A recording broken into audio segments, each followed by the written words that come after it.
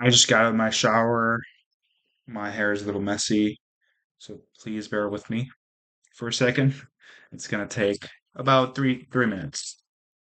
So the question is, tell me about your experience during Sustainable Campus Challenge. And I will start this.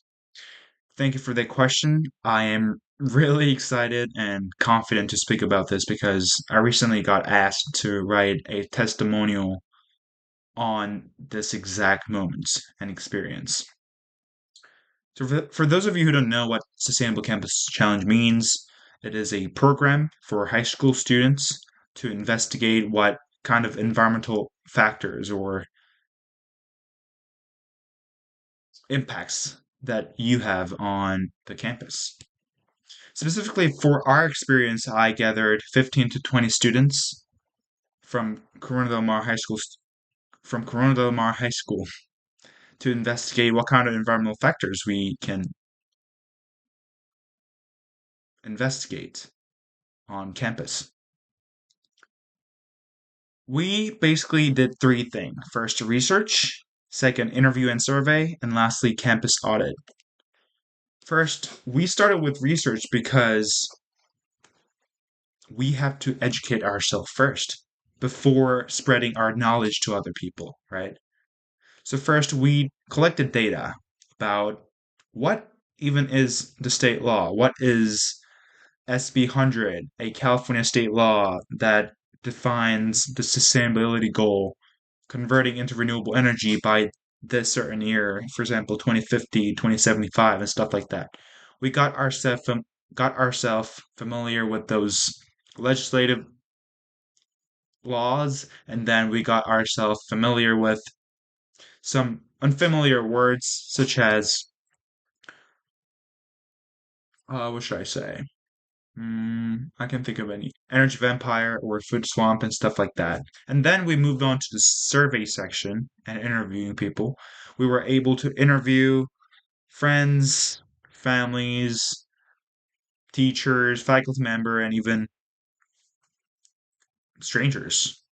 It was really good to hear other people's perspectives on renewable energy, mental health resources, and waste management in our school. It was really cool. And lastly, we did campus audit, where we investigate in three areas. First, waste, second, health, and third, energy.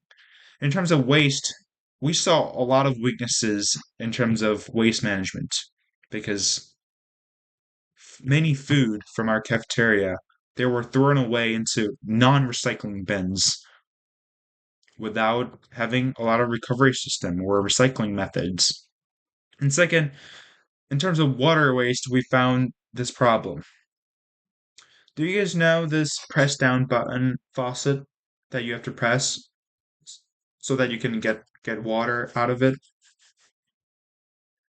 Do you guys know this press down faucet in public restroom so that you can get water out of it? Have you guys ever been irritated by the fact that you have to press it like every 3 seconds to get it out? Because people usually takes longer than 3 seconds to wash their hands, right? But we actually had the opposite problem. Once we pressed the press down button in our restroom, in our bathroom, ooh, it lasted for about 1.5 minutes. It was crazy. And that's a lot of waste in terms of water. So we reported this to administrators, admins, and then the vice principal is going to bring it up to Newport Mesa Unified District.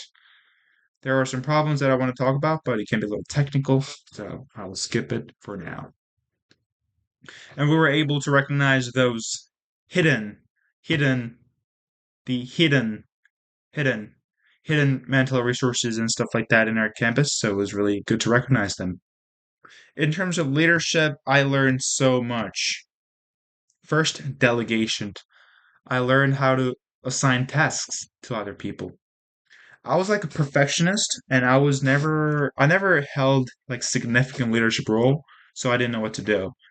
I tried everything I tried to finish everything by myself because I was a perfectionist instead of giving assignments to other people.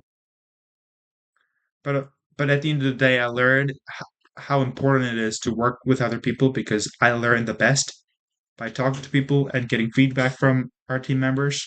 So that's what I learned in terms of leadership skills. And also, in addition to that, I want to talk about teamwork and communication.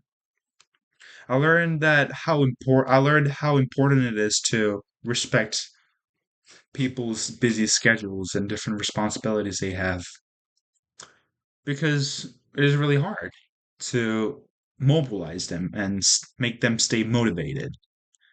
And if I don't respect their times or if I just open a meeting where I'm the only one who's available, they're not going to care about my meeting at all.